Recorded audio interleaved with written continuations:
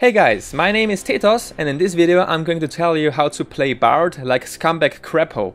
As in the last episode, I will give you not only recommended runes, masteries or champion combos, but also a general game plan, as well as how to play the laning phase and team fights. This is not a basic guide, so please watch Riot's champion spotlight and take a look at the LoL wiki champion page if you don't know the champion well.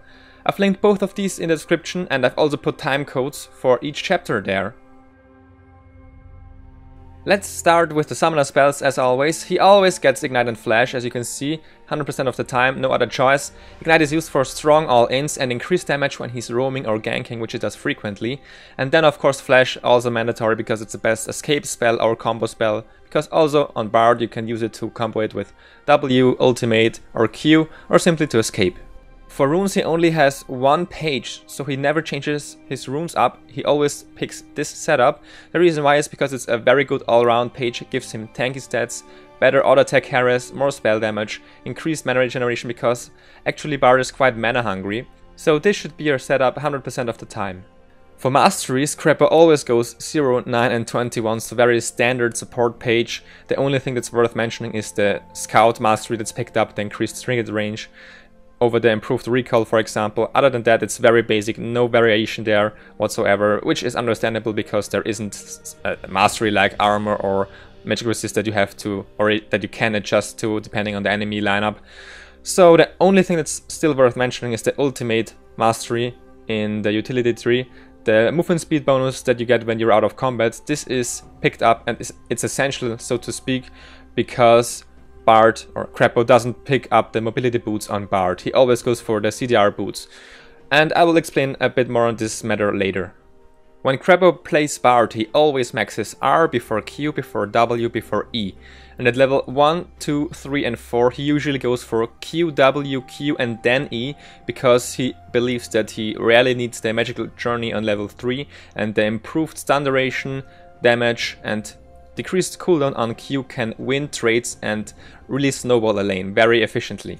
Let's talk about item builds now. Krepo has played over 100 games on Bard and he believes he has found the perfect build, which works best for solo queue at least. So it goes like this. You always start with a Spell Thief's Edge, 4 biscuits and a Warding Totem. For your core items, rush a Sidestone as fast as possible and get CDR boots. Remember to swap out your Warding Totem for the Sweeping Lens trinket, and then work on your mid-game goals. Usually, he always goes for the Aegis of the Legion next, he rushes it after the boots are completed, and he also upgrades his Frostfang, but then he never usually gets the final upgrade for the gold item. Instead, work on pink wards of course as always, also upgrades the Oracle Lens, depending on, how the game goes, but you can do it as early as level 9, the latest usually after your Aegis or Locket is completed, so around level 10, 11, 12, and then finish, if you haven't done so yet, your Aegis to the Locket, upgrade it, and then get the Radiant's Omen for some armor and health and also very nice active effect. Aim for the example build every game and also remember to get pink wards, 1 to 2 pink wards on every back. Now finally there are some situational items, for example Thornmail or Banshee's Wail can be picked up if there are very heavy, even full AD teams or AP teams. And the super late game section just tells you what you can build if it really goes to a very late game, if you max out on gold.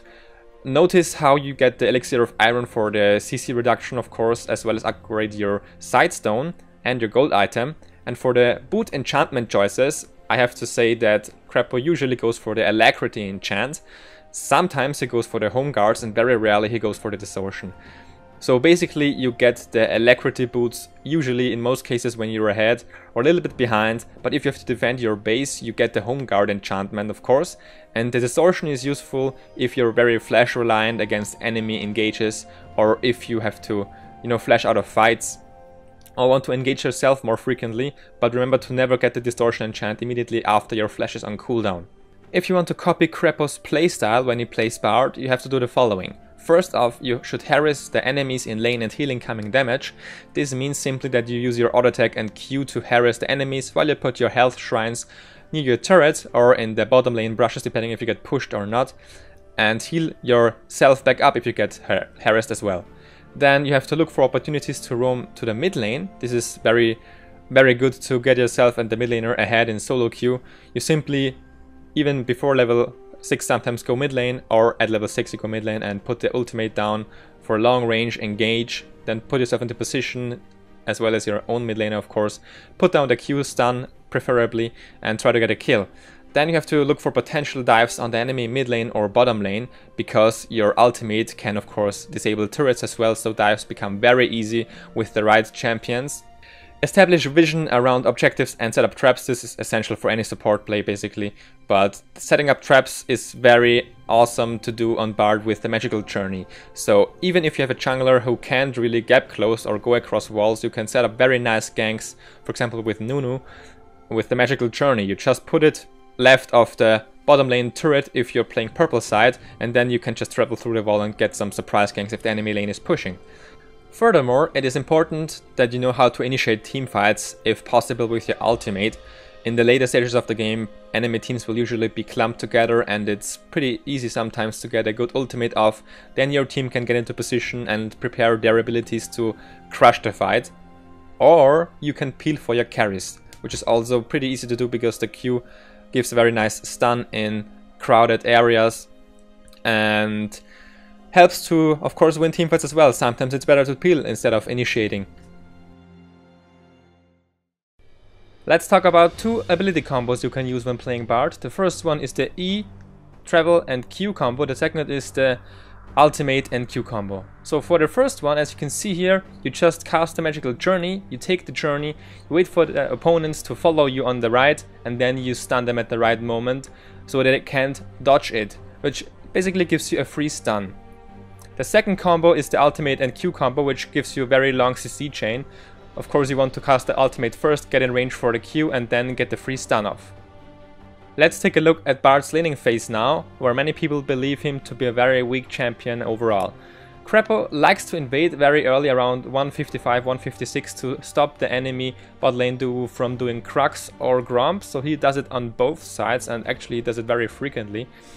A very good method if you start Q and Ignite. You also have kill pressure to stop them from getting the level advantage, which can be very painful for Bard. Contrary to popular belief, Bard is actually not a horrible laner, and you will see in the following clips how Krepo tries to all-in frequently even at level 1.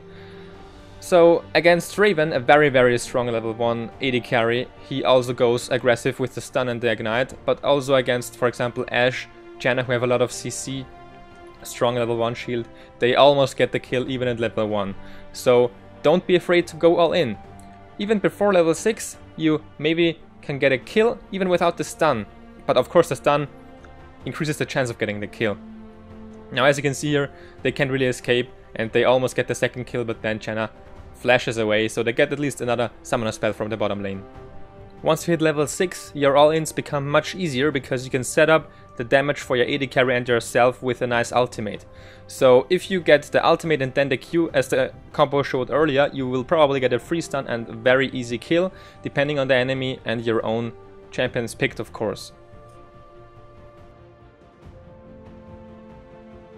Your standard laning should look like this. You just Q harass and auto-attack harass the enemies down, put the health relics or the health shrines in the brushes, and then go roam to fill up your mana once again with the chimes that you can collect.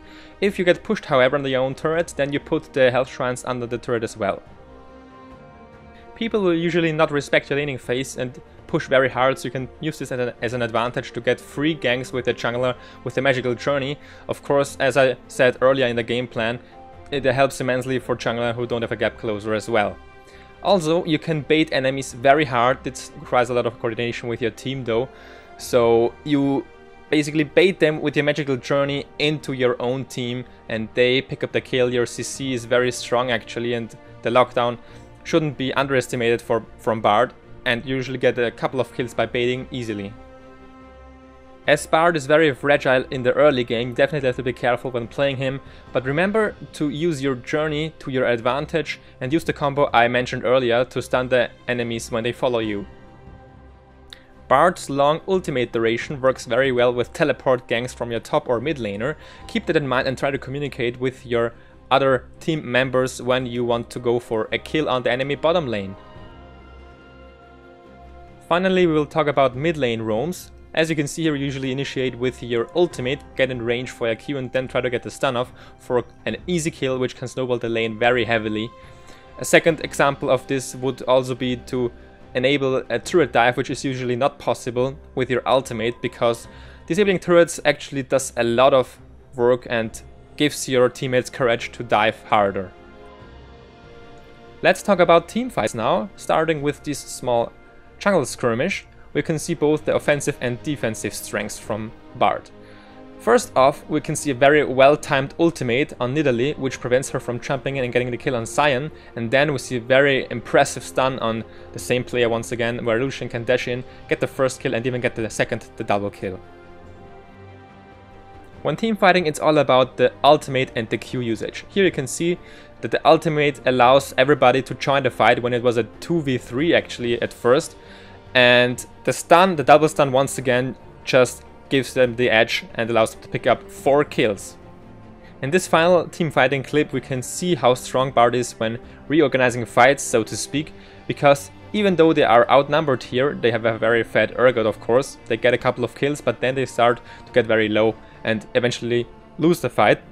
But instead of losing it, they can reset the fight, so to speak, with the magical journey, and the enemy teams, they just blindly follow it, and the allied team members take advantage of this and they get even more kills this way. So that's also a good thing you can do on Bard. Let's talk about essential key factors when playing Bard.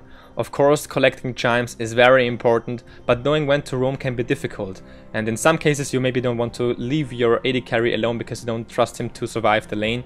But basically you set down the health shrines, then when you're low on mana, start roaming, you get the chimes, you get stronger throughout the mid and the late game. So you become a very, very strong and versatile support champion and can aid your team with ultimate and stuns and heals and magical journeys, of course, as necessary. As we all know, the stun works similar to the Lux binding, but it is still a little bit different because it can connect to a champion and then a wall and still stun it, which actually gives it a very, very high range, which shouldn't be underestimated. Practicing this move is essential to Bard's success if you want to play him, of course, but basically, as you can see in the couple of clips running in the background here, if you're really good on Bard, you can flash in at the right angle, get the stun. For example, this long-ranged Lucian Bard stun allowed them to take control of the lane even harder. Just shows that it's very easy to mess it up, but also very hard to get it right. Landing perfect magical journeys, such as this one, require a lot of experience and practice. Don't underestimate how hard it is to land this spell. You might have seen the joke clip where he screams rotato and goes from bottom to mid lane all the time like this, but in actuality this is a very strong mechanic and can really help you to close out games. Bard can not only assist in dives pretty nicely, can also help to prevent dives, or at least in this case, get a return kill, because the Q spell gives very nice stun and works pretty well with the turret or other buildings.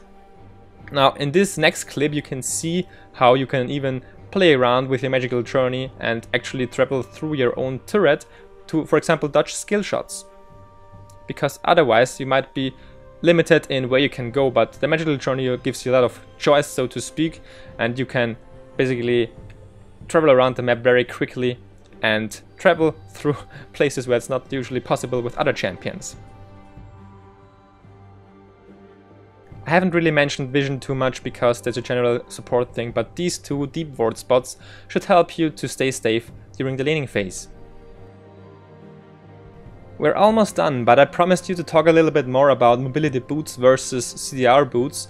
Krepo believes that it's actually better to get CDR boots every game, because when you play Bard you usually either get in range, auto attack for the slow and get a stun off, or you of course use your ultimate, then get in range and use your Q to stun the enemies. But the problem is, using your ultimate puts yourself in combat, so you lose all the movement speed from mobility boots if you auto attack, Q or ultimate. Once again, you've made it here until the end of the video. I hope you enjoyed it.